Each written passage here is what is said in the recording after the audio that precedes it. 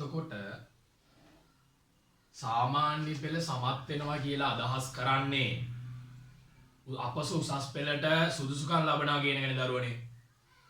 ඔයාලට අපසු උසස් පෙළට සුදුසුකම් ලබන්න නම් 6.3කින් සාමාන්‍ය පෙළ සමත් වෙන්න.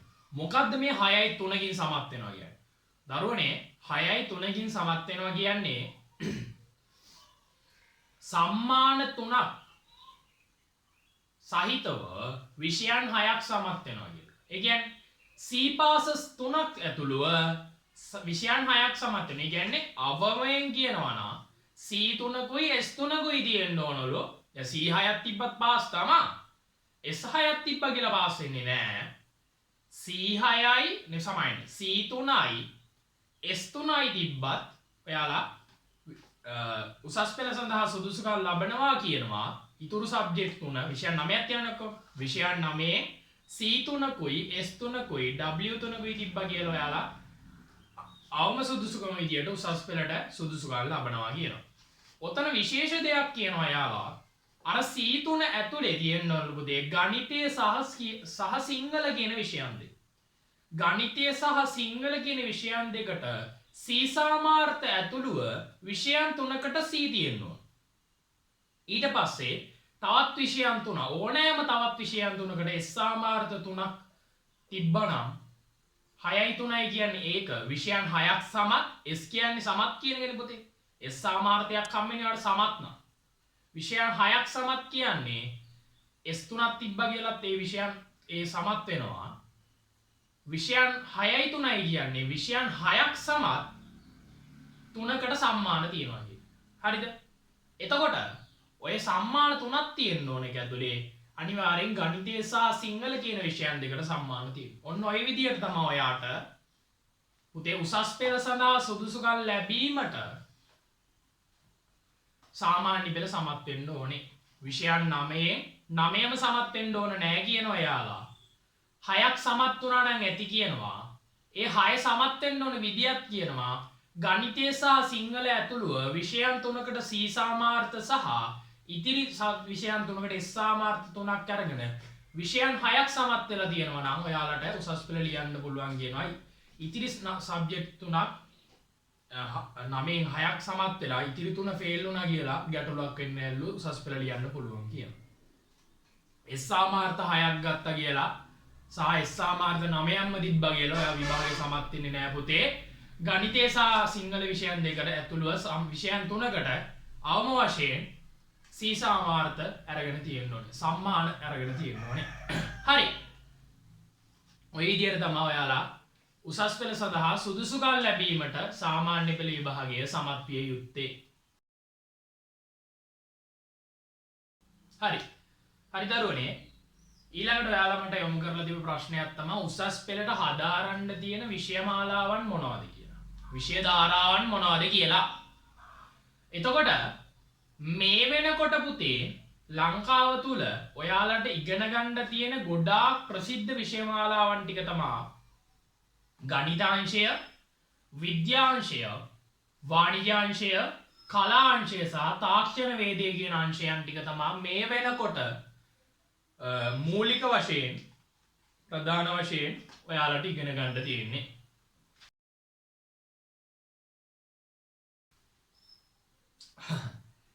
ඊළඟ ප්‍රශ්නයට නම් ඇත්තටම හරියටම විසඳුමක් දෙන්න බෑ. ඒත් හොඳට මතක තියාගන්න පුතේ. විෂය ධාරාවක් අමාරු වෙන්නේ විෂය ධාරාවක් ලේසි වෙන්නේ ඒක ඉගෙන ගන්න ළමයා සහ ඉගෙන ගැනීමේ රටාව අනුව. ඉගෙන ගැනීමේ රටාව අනුව. ඒ කියන්නේ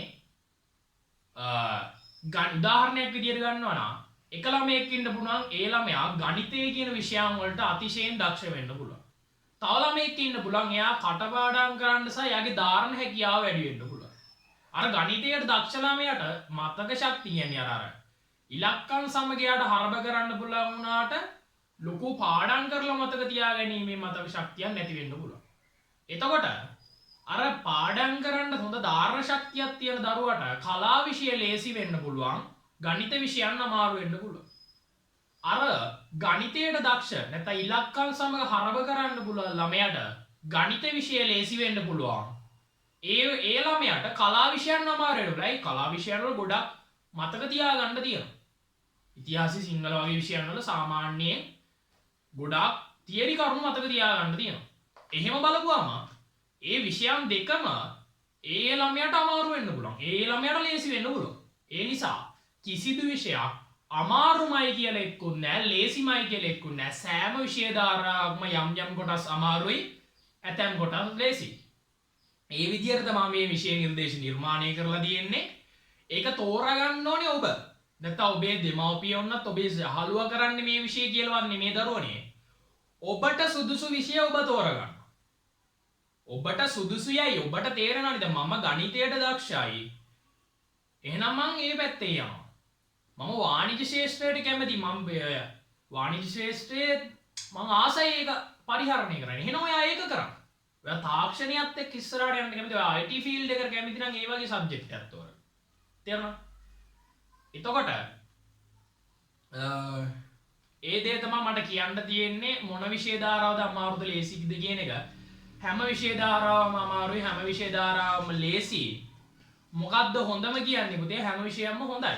හැම විෂය ධාරාවම හොඳ නිසා තමයි ඔයාලට මේ විෂය ධාරාව දීලා තියෙන්නේ. හැම විෂය ධාරාවකින් අරමුණකට යන්න පුළුවන් ඉඳ තමයි මේ විෂය ධාරාව ඔයාලට ලබලා දීලා තියෙන්නේ. යම් විෂයන් තියෙනවා වර්තමානයේ වෙනකර නොගැලපෙන විෂයන් තිබ්බත් ඒ විෂයන් වලත් හර කොටස් අනිවාර්යයෙන්ම තියෙන නිසා තමයි මේ වෙනතුරුත් ඒ විෂයන් අද වෙනකම් පැවැත්මක් පවතිලා තියෙන්නේ.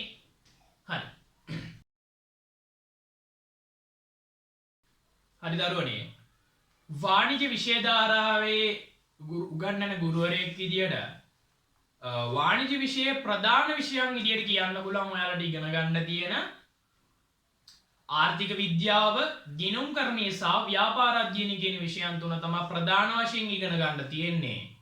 ඒ කියන්නේ අර අපි කියනවා වාණිජයේ හර විෂයන් තුන තමයි ඔය තුන පුතේ. ආර්ථික විද්‍යාව, ව්‍යාපාර අධ්‍යයනය සහ ගිණුම්කරණය. තේරුණා?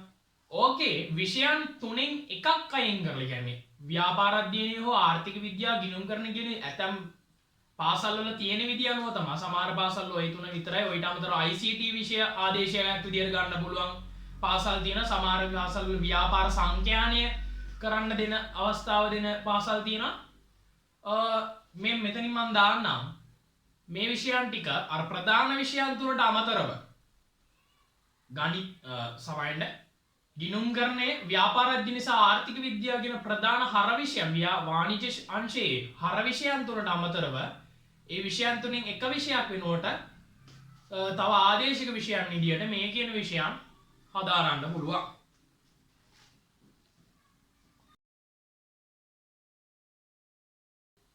හරි. ඇයි වාණිජ්‍ය විෂය වැදගත්? ඇයි වාණිජ්‍ය විෂය ඉගෙන ගන්න ඕනේ? පුතේ ඔයාලට මේ ඉන්නේ දේශපාලනයේ පෙරලිකාර අවසරක් කියනවනේ.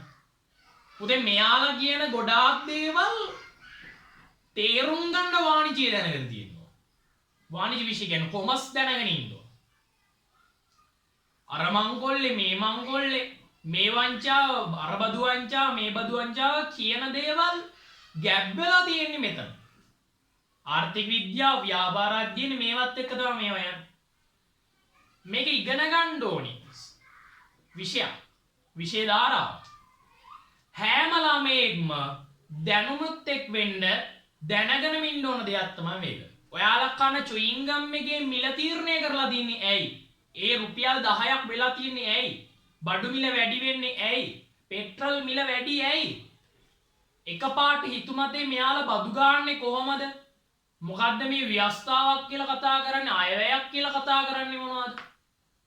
පාරකට කාපට් දාන්න ඇයි මෙච්චර වෙලා යන්නේ? පර්මිට් දෙනවා කියන්නේ මොනවද? ටීවී ඇඩ්වර්ටයිස්මන්ට් කියන්නේ මොනවද? මේ හැමදේම තියෙන තැන තමයි මෙතන. වාණිජ්‍ය. මේක ඉගෙන ගතයම යුතු තැන. අනාගතයේ ව්‍යාපාර ලෝකය තුල වැජබෙන්න නම් ඉගෙන ගන්නම ඕන විෂය ධාරාවක් තමයි පුතේ වාණිජ්‍ය විෂය ධාරාව කියන්නේ. එතකොට සමහර කියනවා මේකෙන් යන්න පුළුවන් රැකියා සීමිතයි කියලා. එහෙම නෑ. මම පොඩි මතක් කිරීමක් කරන්නම් පුතේ මේකෙන් ඉගෙන ගන්න තියෙන රැකියා මොනවද කියලා.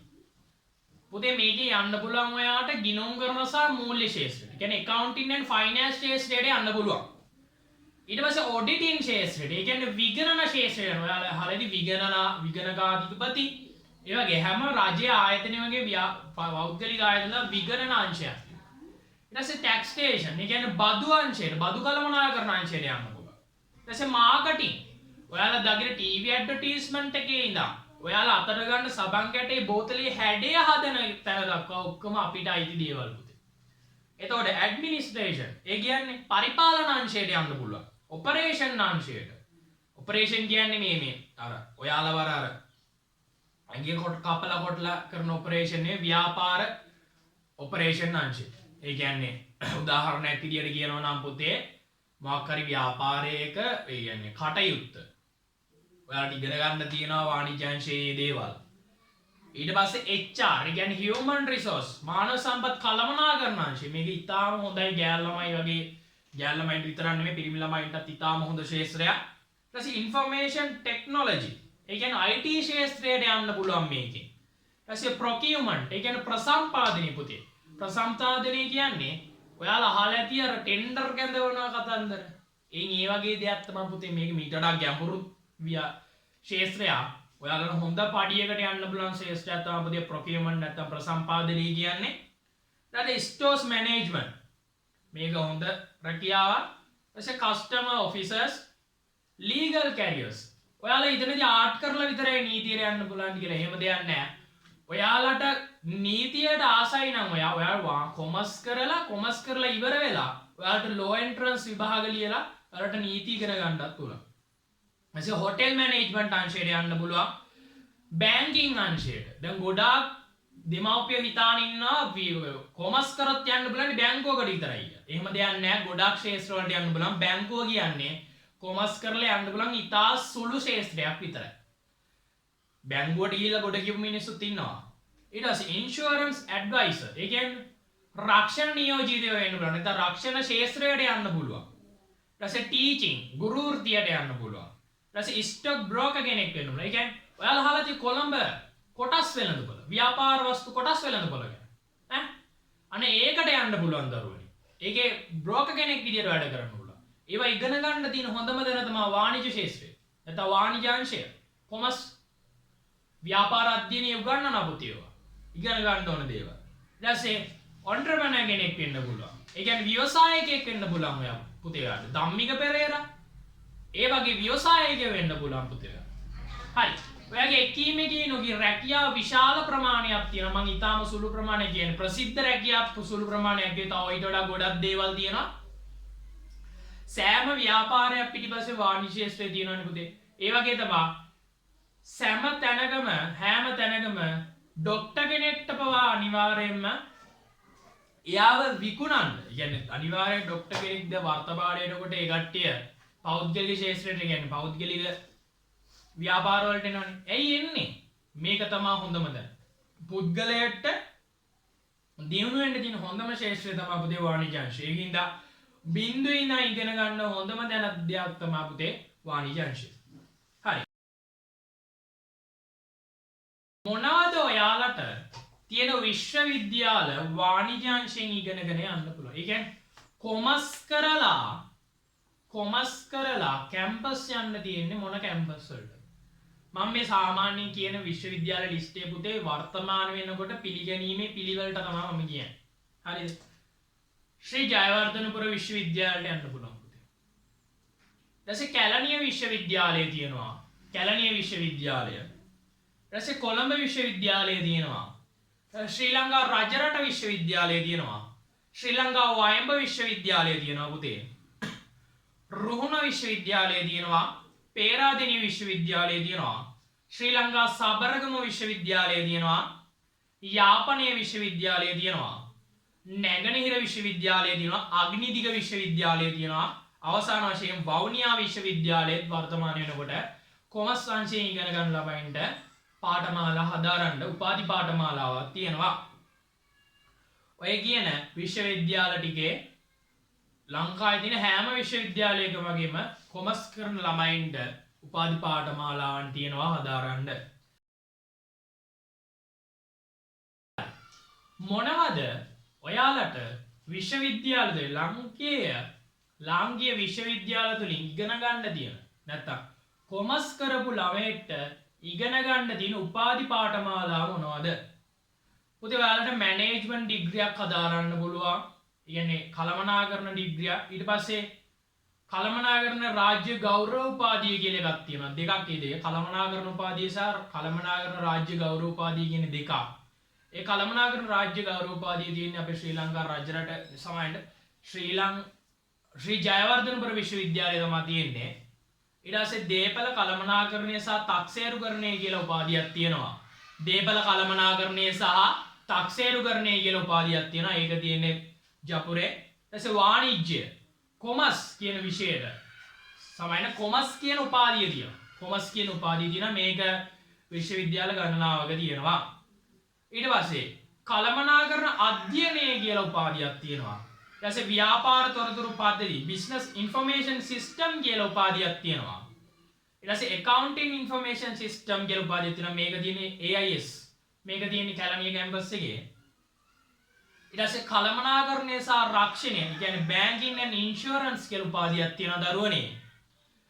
ඊට පස්සේ tourism and hospitality management කියලා උපාධියක් තියෙනවා. tourism and hospitality කියන hospitality management කියලා උපාධියක් තියෙනවා. මේක පුතේ ආර්ට්ස් සහ කොමර්ස් කියන දෙගොල්ලටම විවෘත විෂය ධාරාව උපාධියක්. එතකොට අවසාන වශයෙන් අපි බලමු ඊළඟට මොනවද ඔයාලා තියෙන ප්‍රශ්නේ කියලා. හරි.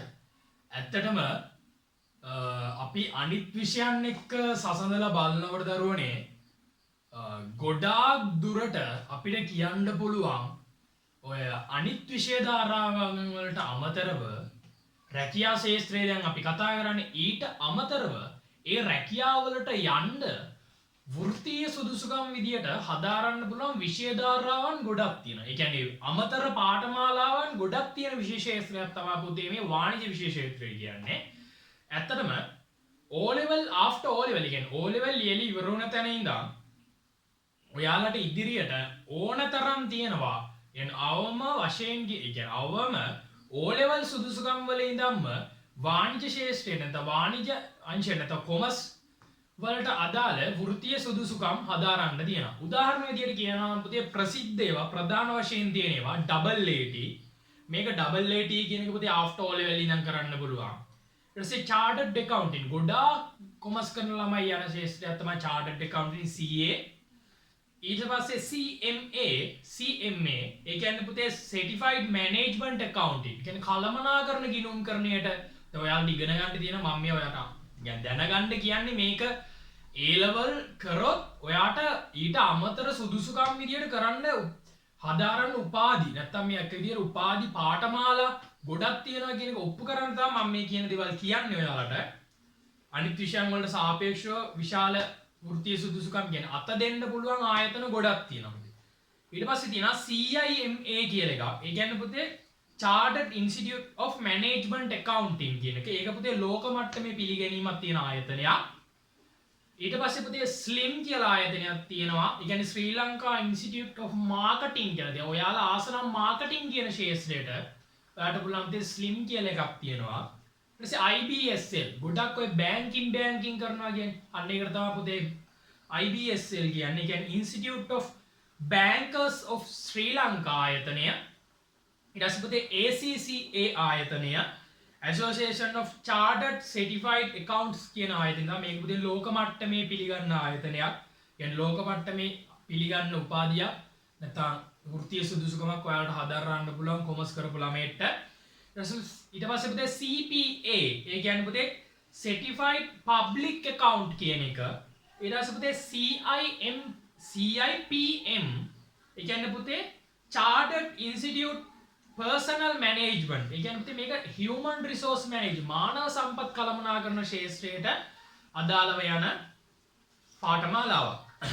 බාර A level වලට පරිබාහිරව ඔයාට ඉගෙන. ඔයා කැම්පස් සිලෙක්ට් වුණොත් එහෙම ඒ විෂය ඒකට අමතරව ඔයාට උනා හෝ නොඋනා. ඒ කියන්නේ A level කොමර්ස් කරලා කැම්පස් යන්න බැරි වුණත් කරන්න තියෙන දේවල් තමයි. මම මුලින් කිය රැකියා ගොඩක් ගැන.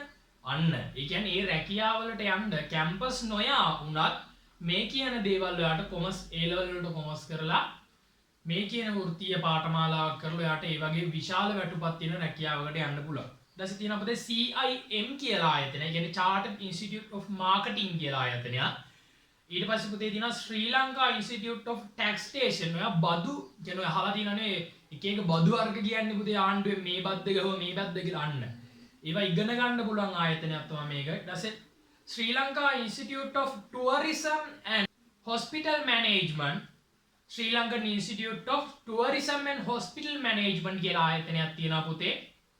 ඔයා ආසන ටුවරිසම් නැත්නම් සංචාරක ශාස්ත්‍රයට නැත්නම් හොටෙල් මැනේජ්මන්ට් පැත්තට කැමති නම් කොමර්ස් කරලා පුතේ ඔයාට ඒව ඉගෙන ගන්නත් වෘත්තීය සුදුසුකම් ආයතන තියෙනවා. ඊට පස්සේ ලෝ එන්ට්‍රන්ස් ලියන්න බෑ. ගොඩක් හිතනවා ළමයි හිතනවා ආර්ට් කරලා තමයි ලෝ එකෙක් වෙන්න පුළුවන්. එහෙම නෑ. කොමර්ස් කරලා ඉවරලා කොමර්ස් රිසල්ට් එක තියාගෙන ඔයාට ලෝ එන්ට්‍රන්ස් විභාගය කියලා. නීති ප්‍රවේශ විභාගය කියලා ඔයාට නීති වේදයේ පැත්තට යන්නත් පුළුවන්. ඊට පස්සේ CFA කියලා එකක් තියෙනවා පුතේ. ඒ කියන්නේ Chartered Financial Analysis. ඒ කියන්නේ ඔයා ගිණුම් කරන්නේ කියන විෂයට ගොඩාක් කැමති නම් ලෝකේ ගොඩාක් රටවල් පිළිගන්න හොඳම පිළිගැනීමක් තියෙන උපාධියක් තමයි පුතේ මේක. වෘත්තීය සුදුසුකම. ඔන්න ඔය කියනවා වගේ. කියන්නේ මගේ බොහෝම ඉතාම පොඩි ප්‍රමාණයක් තමයි මං කිව්වේ. පොඩි ප්‍රමාණයක් තමයි පුතේ කිව්වේ මම. ඔයාලට කොමර්ස් කරලා යන්න පුළුවන් වෘත්තීය සුදුසුකම් කියන්නේ කොමර්ස් කරලා ඔයාට හදාරන්න පුළුවන් වෘත්තීය සුදුසුකම් ලැබෙන ආයතන කිහිපයක් තමයි මම ඔය කිව්වේ. එතකොට මෙන්න මේ කියන ප්‍රශ්න තමයි ඔයාලා අපිට යොමු කරලා තිබ්බේ. සර් මේකට උත්තරයක් දෙන්න. සර් කොහොමද අපි සබ්ජෙක්ට් එකක් තෝරගන්නේ? සර් කොමර්ස් කරොත් කෙලවෙයිද? කොමර්ස් කරොත් යන්න රස්සා තියනවාද? සර් කොමර්ස් කරොත් බැංකුවට විතරද යන්න පුළුවන්නේ? කොමර්ස් කරලා විභාගේ මේ අවුල් වුණොත් වෙන පාත් තියනවද යන්න? ඔන්න පුතේ ඔයාලට තියෙන හැම ප්‍රශ්නයකටම අපි උත්තර දුන්නා.